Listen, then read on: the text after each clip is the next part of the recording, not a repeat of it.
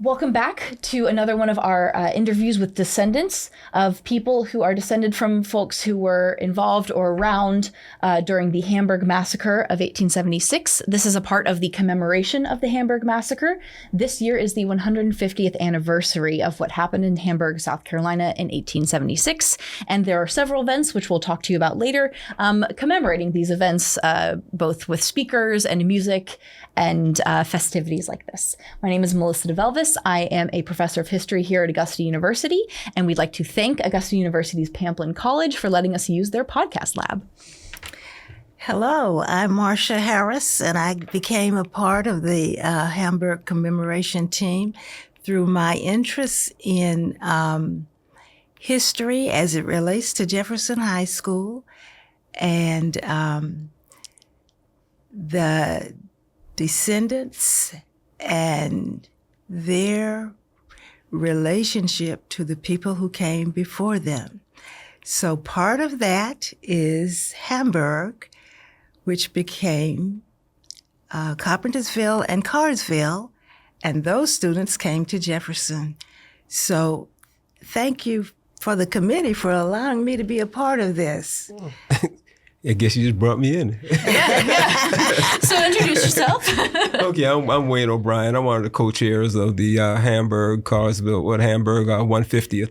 And a lot of my research is kind of what springboarded a lot of the research into finding out the true story of the Hamburg Massacre. So I'm an author and historian.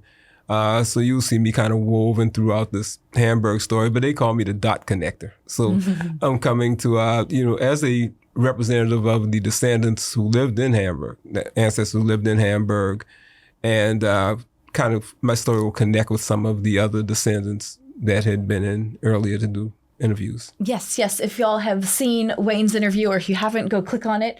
So this is he's going to put on his descendant hat for this one, but for the importance of Hamburg and what it means for Reconstruction, you can click on that video. Little plug. Okay. All right. A quick breakdown of the Hamburg Massacre. We're talking about Hamburg, South Carolina, which was oh my God, I got turned around. So on the left-hand side, if you're actually facing the river, that would have been Freedom Street Bridge is one of the... They pretty much ended at the depot, right? They didn't extend too much further past there.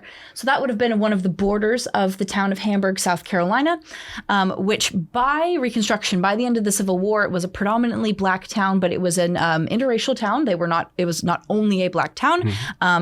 And the success of Hamburg during Reconstruction is actually one of the reasons why there was such backlash and opposition to Hamburg, because this is the time period where Reconstruction is about to end in South Carolina due to voter fraud and violence. And so on July 8th, a white mob surrounded the black militia in what was called the Society Building in Hamburg, South Carolina.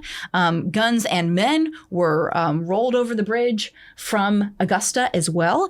And eventually, Black men were shot in the streets. People were looking for particular Black members and residents of Hamburg.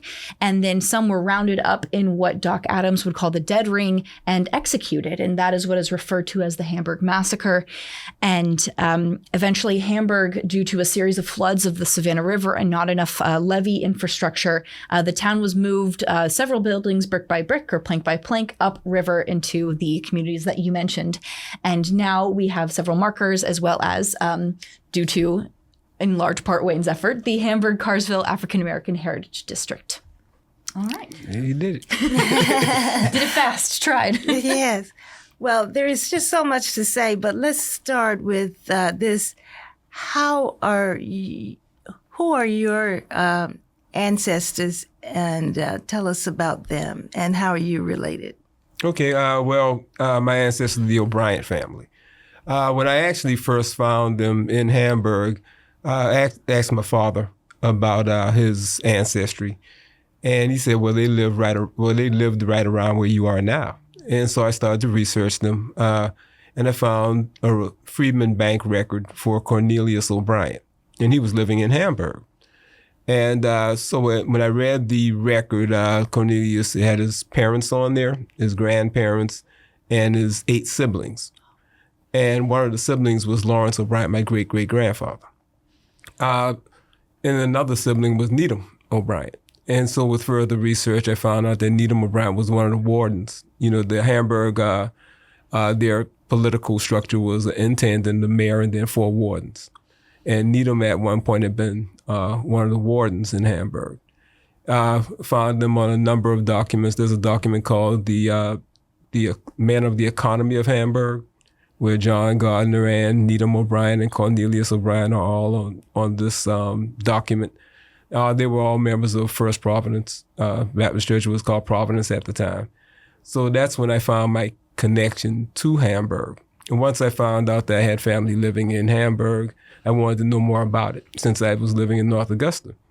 And that led me down the rabbit hole. Really, I had heard about the Hamburg Massacre in school. It was maybe a paragraph that mentions it, but I didn't know anything about it really. But when I found out they lived in Hamburg, I decided to do a deep dive into this massacre. And one of the things I noticed early on is everything I was reading seemed to be quoting the same thing. And when that happens, you know that, okay, well, they seem to be all repeating the same source. Let's see what really happened in Hamburg. And once I started to take the deep dive, then it started to unravel what really took place. So how many years have you been researching? This was, I believe it started in 1999.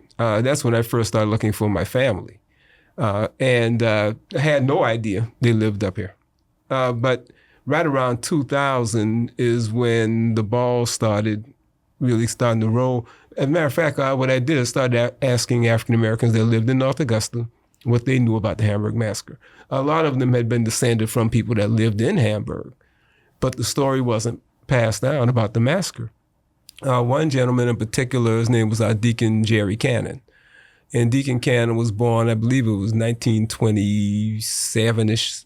And at the time I met him, he was in his 90s, but his mind was very sharp. He would take me down to Hamburg and show me where the buildings were.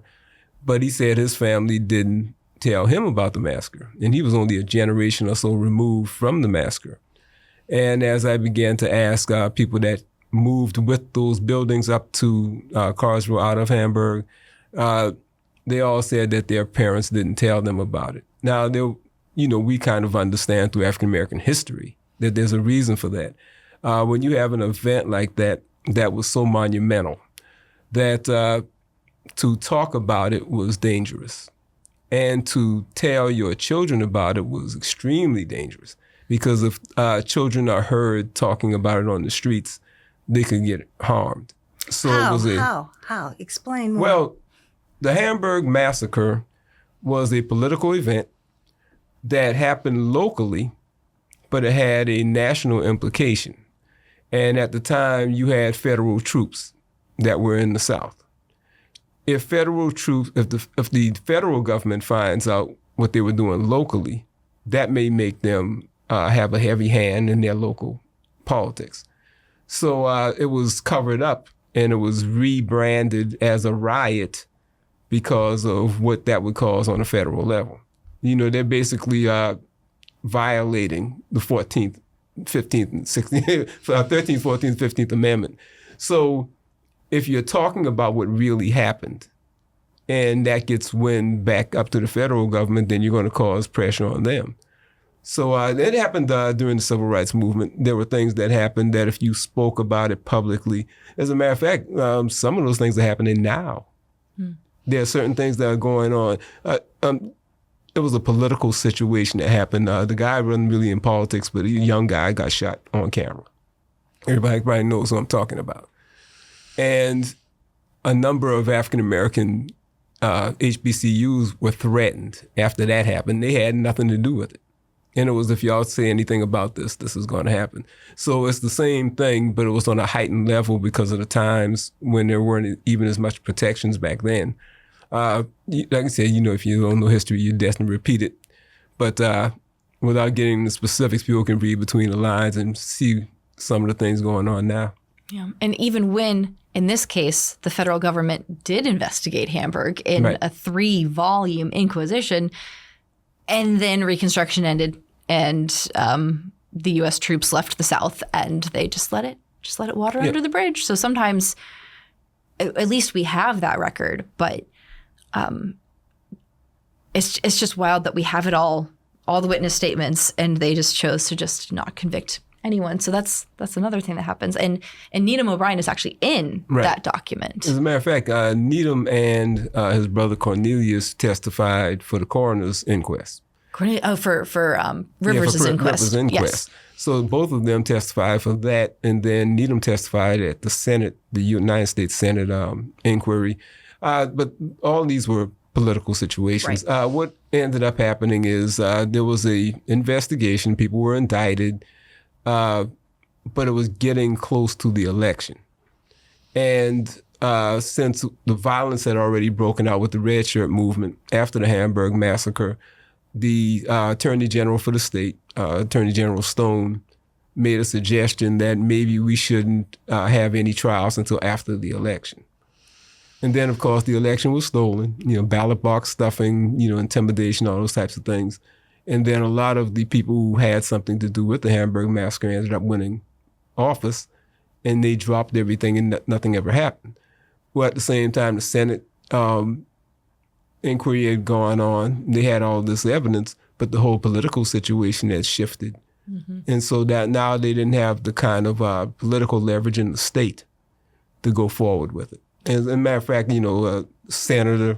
State Senator Van Tillman and Butler and all these guys that took place. I think George Tillman also won the seat. Martin Witherspoon, Gary, all these main characters in the Hamburg situation ended up in political offices. Yeah, Gary took the seat of a black man, I believe. Yeah. Yeah.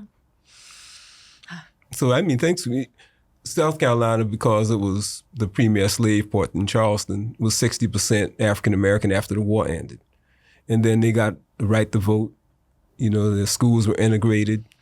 And but after the Hamburg Massacre, even though the population was still 60% black, by 1877, that legislature was about 2% black. Mm-hmm. And the only thing that had changed was, the massacre and the intimidation. And now you have people in office who perpetrated a lot of the things that happened. Mm-hmm. Do you know what the O'Bryants were doing pre-emancipation?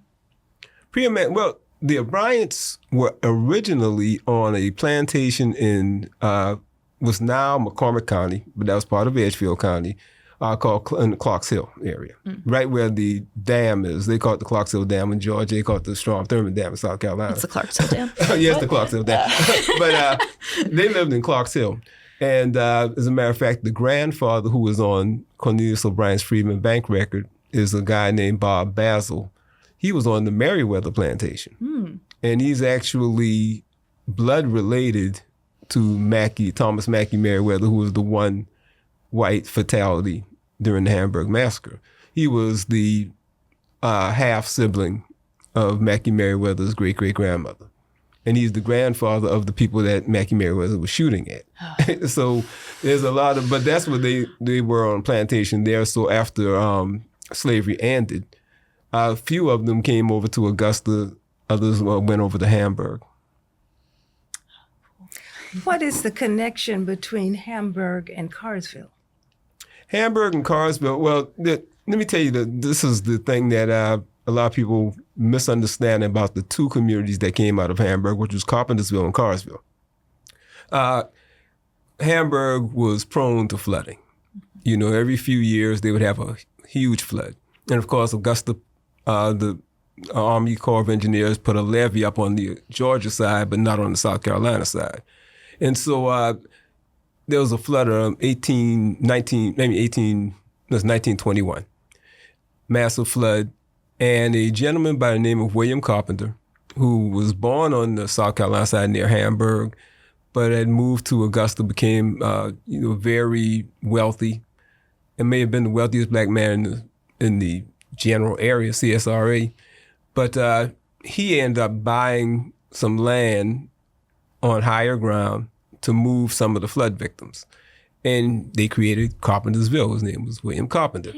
And so he bought this land and he subdivided it and built a community there. Now, Carpentersville dates to that period. 1921, 22. And so in 1929, because there were still people in Hamburg, they had a massive flood. And 1929 was also the year that the Great Depression started. The Red Cross came to help, said they weren't getting a lot of donations because of the conditions, and said that we can't help you rebuild, but what we will do is if you take your homes and your buildings apart and bring the material up to higher ground and rebuild there, then you can get a lot in this new town. And so this becomes what they call Carsville. Originally, they were calling it New Hamburg. Eventually, it became Carsville. William Carpenter bought some of that land as well as the Red Cross. And the Red Cross director's last name was Carr, C-A-R-R. What they did is they merged those two names, Carpenter and Carr, and called it Carsville because they already had one Carpentersville, so they didn't do a Carpentersville too. But and most of the land that the iconic buildings that are in that community right now is on that Carpenter property. So the difference between the two communities is that in 1921, they built new houses. So those houses date to 21. In 1929, when they moved to Carsville, they brought the old buildings out of Hamburg. So Hamburg people and buildings moved to Carsville. That's what makes it so significant that the buildings that are in Carsville came out of Hamburg. Yeah. Including First Providence Church, which was called Providence. So would you tell us about that? Okay, now one of the best sources for that, we've been hearing it over the years from different people about how they moved everything. But Deacon Jerry Cannon was almost 20 years old. He may have been 20 years old when the 29 flood hit. And I think he may have been born in 07, something like that. But he was about 20 years old. He was one of the young men that helped to move the buildings, helped take them apart, bring them up the hill. And we had him, he lived to 101. He actually got to see President Obama be elected. I think he might pass before the inauguration, but he got to see the election of the first African-American president. But Deacon Cannon told me about how they took the buildings apart and brought them up the hill and rebuilt them. And he would take me down to Hamburg from time to time to show me where the buildings were originally located. And so Providence was one of those buildings that the church, as a matter of fact, it was one of the last ones they brought up. They had, rebuilt houses, did the society building, and started thinking, well, we can't leave our church down there. And so they went back and said, let's go get our church. Wow. And they took it apart piece by piece. And there are two graves beside that church, and one is unmarked. I am 99.9% certain that that's John Gardner. Wow. I had been looking for John Gardner for a while. After the massacre, the political leadership were under serious death threat. Prince Rivers, Samuel Lee, who was also a member of the legislature, one of the founders of Aiken County, and was Speaker of the House in 1872. But he was under threat. John Gardner was under threat, and also Needham. And what I always tell people about John Gardner that was extraordinary to me, because he was the mayor at the time of the massacre, is that he stayed. Yeah. Prince Rivers ended up relocating to Aiken, which was a little safer. And he passed away in Aiken.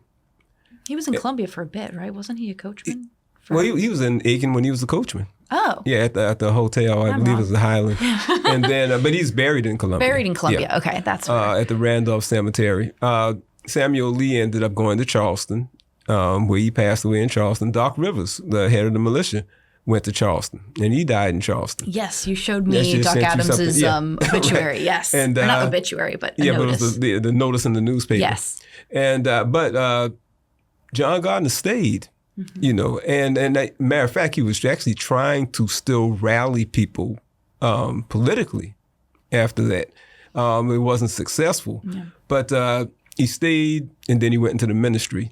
and became the 5th pastor of First Providence. Now, what's interesting about it is First Providence was founded out of Thankful Baptist Church, which is on the Augusta side. It was free and enslaved people that founded it. In 1860, a few months before South Carolina seceded from the Union. So when they founded First Providence, they really didn't have their own pastor. They were using Thankful's pastor, who was just pastoring both churches. Yeah. And so for the first 4 pastors, it was always Thankful's pastor who was always pastoring First Providence. It was called Providence then. Mm-hmm. The first pastor they had that was theirs by themselves was John Gardner. Oh, so he's got a claim to being the first. Yeah. And that's one of the main reasons that I'm certain that unmarked grave is Gardner. And the reason for that is I found the pastors before him, and they're in Augusta, buried in Augusta. Mm-hmm. And even the pastor after him, the 6th one, was buried in the Schultz Hill Cemetery. So I found, we have not been able to find John Gardner. Deacon Cannon said, he was actually talking to David Pope. David Pope said, now, if anybody knows who's in that unmarked grave, it would be you. And Deacon Cannon said, I don't know who's in there, but I do know this. When we brought that church up out of Hamburg, we brought that grave up here. Mm. It was next to the church. Now, if you look, like for instance, the first pastor of Thankful, you will find him right in the churchyard, next to the church. The first pastor at Springfield, you'll find him right in the churchyard.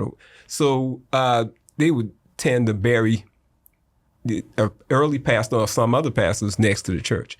But there was only one grave that was next to that church. And it was, it may have been marked before. All he said was, all I know is we brought that grave up and we brought that church up. It was the only one there, and it's been there ever since. And by finding every other pastor, realizing that he really was the first pastor that they had to themselves, that he would have been the one. And then, of course, he did all these things during Reconstruction. Because I said it would be someone important. Yeah. If you only have one grave next to that church, it would be somebody. So by process of a lot of elimination and some other things, it's I'm certain that that's who it is. That, I found the family plot for the Gardners. He's not there. It's right over Second Providence's cemetery. And then in 1899, right just before the turn of the century, the African Americans that lived in the Summerville community, maybe 2 miles away, who had been traveling to a church in Hamburg, started talking about the difficulties because it was down a hill, and when it was raining, the wagons couldn't get up. They asked permission if they could form a second Providence Baptist Church. And actually, at the time, they was calling it Old Providence and Young Providence. And it changed around the 50s. But so they got permission from the church, and John Gardner was the pastor at the time, and so he became the first pastor for Second Providence as well. And I know he did his will right around 1905-6, and that's when we, lose track of him. We think he passed away right in between the 1900 and 1910 census. Okay. Yeah, that's the worst, is when you're like, I know when he wasn't in the census, and I know when he was in the census, and somewhere between there. And just so, I heard some things that his wife's name was Mary. Mary. Because I think y'all said Molly earlier, but his wife's name was Mary. And he did have a few other children. I don't know if we've been able to track them, but he has a Freedman Bank record right in 1872, because he was a part of that economy of Hamburg. His record's connected to that. And he mentions on the Freedman Bank record, I think about 4 or 5 other children. Now, I don't know if we've done any research to find out where they went, but him and Mary go throughout that census up until, at 1910. Yeah. A quick cut to the camera. If you are looking to do genealogies, yes, Ancestry is great and word searchable. The Freedman's Bank records can help you get past that 1870 wall, as well as pensions. If your descendant or if your ancestor was served, they give a lot of information when they apply for pensions. Also, widows' pensions is sometimes the only way you can find out, like, in a woman's voice. It's so rare. But yeah, if anyone was going to do genealogies. And we're going to link to the Gardner descendant interview in the comments. Note to self to do that. But you also talked about how he came to Hamburg. Right. And we're certain that this is what it was. Talking with Beatrice, you mentioned earlier when you were talking, with Mr. Gardner, is what I guess is the aunt. But Beatrice Tompkins, one of John Gardner's descendants, had this trunk that her mother gave her. And the mother just told her, she said, these things belong to your ancestor. He was a very great man. And one day, somebody's going to be doing some research on him, and you'll have this stuff. Mm. And and I was doing a lot of the Hamburg work. I think Brandy, who was working up in D.C., on his military record, she started getting wind of it. She called me and said that maybe I should go and talk to Beatrice. And so I went to New York. And when I got there, Beatrice said, "You're who my mom was talking about." Mm-hmm. Yeah. And she showed me the things that she had in the trunk. And so she had some letters, and some certificates congratulating him on being the first commissioner of education. And then she had an excellent picture that we used. I guess it was probably turn of the century of John Gardner, full-length picture of him. Oh, wow. And so we do have a few of the documents that I know you heard y'all asking about them, and we have them in the Hamburg Museum. But so that's one of the things that I heard earlier. And now him coming to Hamburg, I heard that he had run away to join the South Carolina 1st that turned into the 33rd USCT. But he's down there serving with Prince Rivers. And near the end of the war, they were stationed up in Hamburg. And so that brought them into the area because Prince Rivers was actually from Beaufort, and John Gardner had run away to go to Beaufort to link up. That was the only place you could go to join the Union Army because they were the first freed. And so those two ended up coming back after they were stationed here. They had to muster out at the end of the war, and they went down to Morris Island, the mass burial site of the Massachusetts 54th. Yeah, and they mustered out at that grave site, and then they came back to Hamburg. So they had gotten a glimpse and said, this is a place I think what they probably looked at, remember Hamburg was pretty much a ghost town. Yeah, mm-hmm. Yeah. And so they probably said, this is a opportunity to build something new. Talk about that. Go back to the original history of founding of Hamburg and bring it up to how the freemen were able to settle there. Okay, well, Hamburg was founded in 1821. German immigrant Henry Schultz. What I did is I want to show where African-American history is always present, even when you don't talk about it. Mm-hmm. Because the founding of Hamburg really starts with the bridge, the same bridge we're going to have the memorial service on.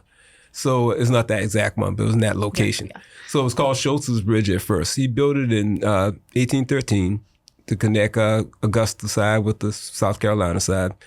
And in the documents we read, it was like Henry Schultz built this thing by himself. And but we found out that, he had advertised and hired and had a number of enslaved people to build the bridge. Rented out? That's what they say, but they rented them. They didn't get any of the money. Right, exactly. The hiring out system in which you are, I'm doing the work, but somebody else getting the money. And then in 1821, he builds the town of Hamburg. And like I said, in the early books we were reading, it said this guy built this town by himself. Wow. People in Augusta went to sleep one night. They woke up, they saw the fronts of houses up, and it looked like his town was sprung up overnight. Well, not only did we find that he purchased a number of enslaved people the year before. It was like July 2nd, 1820. And then the building started July 2nd, 1821. But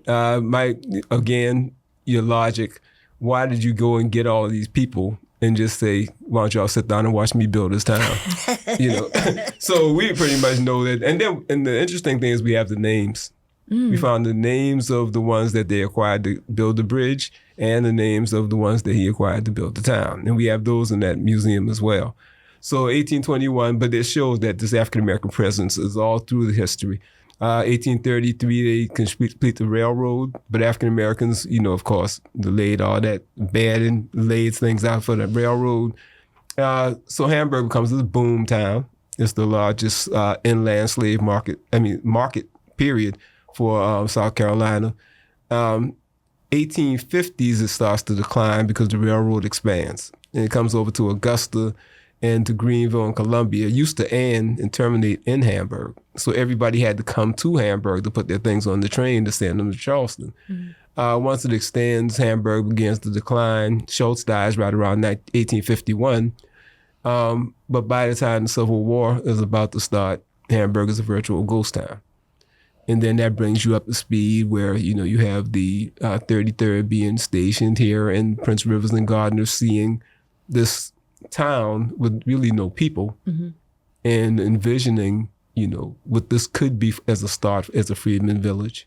Yeah, and that's a trend. A lot of freedmen's towns come from ghost towns, right. and they inhabit them and revive them, right. and things like that. And so you see Prince Rivers as like the main mover, and that's of course he becomes the first, intendant or mayor of Hamburg after the war.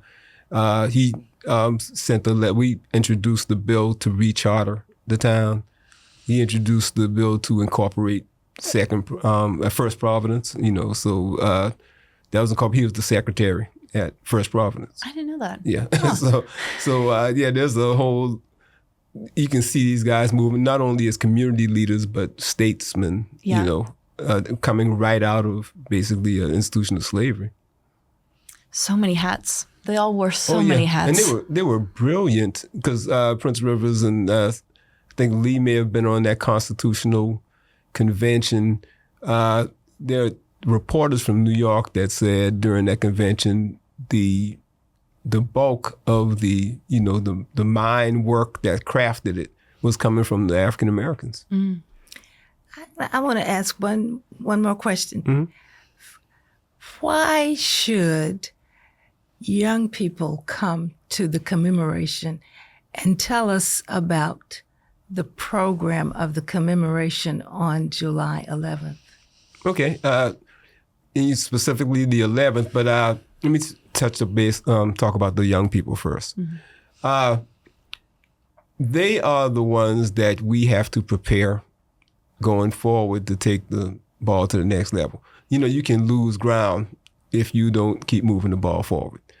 Part of the training of young people for leadership in something, because this is not easy work. You have pushback. First, you have to teach them what the importance is. And you do that through history. We were here, we moved the ball forward to here, and then we're pushed back. And if you don't pick up, then it can keep pushing you further and further back. You teach them through history first and make sure it's accurate and that you can prove it. And then the training is we need to carry you to events like this, that you hear from people that not only lived some of these things that you're going to hear, but they sacrificed. And you're going to be called to do that because everybody has to do something in their time. Your time is coming. Right now is your time for training, but eventually it's going to be your time for leading. And so we stress those things to them. What I found is when children can find a story that they can see themselves in. When I first moved to North Augusta, one of the main reasons I started doing, with the markers, the historic markers and things like that, is because I was born in Charleston and I lived some time in Columbia, but I was raised around people that were making history and making sure it was marked. Mm-hmm. And so I came to North Augusta in 1990, and the first thing I said was, where's the Black history around here? And I was told there isn't any.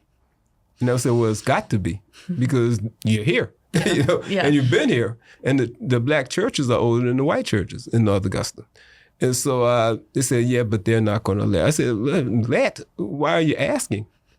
I mean, do the research, get some people together, and do this because I have to raise children in this town, and I want them to be able to see some things that they can identify with. And then not just my children. And really, when you do African-American history, it's not just for African-Americans. It's so that everybody knows contributions that help America be what it is. So we won't have any objections if some Native Americans say, hey, we've got this history. Hey, great, let's promote it. Mm-hmm. You know, if you have people from any background, could be Asian, hey, we did these things in this area. Hey, great, let's support that. That way we get a better picture of everybody who contributed to the greatness of the country. And then, of course, some of the history is going to be ugly, but you don't hide from that because it happened. So we have to tell those stories as well. So everything really is about, let's just put it all on the table, let's tell the truth about it, and then let's, paint a good path going forward. Tell us about the program. Yeah. So the program on the 11th, I think we talked a little about the 8th, but I'm going to bring it back up because they're tied in. On July 8th every year, and I think we started in 2020, we started the 8th one in 2016 when we put the Hamburg marker installed. The commemoration that we're going to do on the 11th started in 2021 right after COVID. So what we do on the 8th every year is we do a wreath laying in memory of the people that were killed during the Hamburg Massacre. And then this year is different because we used to do it in the district near the Hamburg Massacre marker, but this year we're doing it on the 5th Street Bridge overlooking the site where the massacre happened. And then on the 11th, we're going to have a program we call it the commemoration program. That's usually the big program. The wreath laying is maybe 30 minutes or so, 30 to 45 minutes. The commemoration program is the majority of the morning, starting in the morning, ending about noon. U.S. Congressman James Clyburn will be our keynote speaker. He was the best choice for the 150th because not only is he an historian himself, but he is a part of this history. During the Reconstruction era, we had, South Carolina had the majority of the State House elected officials were African American, but the United States Congress had 8 men that went to the United States Congress during the Reconstruction and post-Reconstruction era. After Reconstruction ended and African Americans lost the right to vote, there were no more African Americans that went back to Washington, D.C. until James Clyburn. So he's the first to go back. And he's actually has a book that is out right now. It's called The First 8 and then the 9th. And so since he is a part of this story, then and he represents the history so well that he was the number one choice, and we were very, very, very happy to get him. And so that will be on the 11th. He'll be the keynote speaker, but on the 11th, we'll have a number of things going on. The Descendants will, have a part of the program. After the program, I think there will be some authors with some books on Hamburg. We also do a Hamburg tour. As soon as everything's completed, while some people are getting books signed and things like that, we'll be running the tours. We'll do those that people sign up. The Hamburg Museum will be open. And then they can walk the grounds and see the future plans for what the Hamburg Causeville African American Heritage District is going to be. It's going to be an outdoor history walk and then have the museum as well. And it actually covers a period because at the end of that one block, it drops right down into Hamburg. Mm. And the history starts from the slave ships coming in the port, and it goes all the way up to the corner is 1970, because 1970 was the year that everything integrated. And also the corner building was Soundcraft Studios, built in 1970, and James Brown used to record there. So it's going to capture the history of coming into the United States enslaved, the freedom, the Civil War, Reconstruction era, the post-Reconstruction era, the Jim Crow era, because that was the segregated community that had its school in the old society building, had stores, but everything was segregated. Then segregation ends in 70, and that's where that block ends.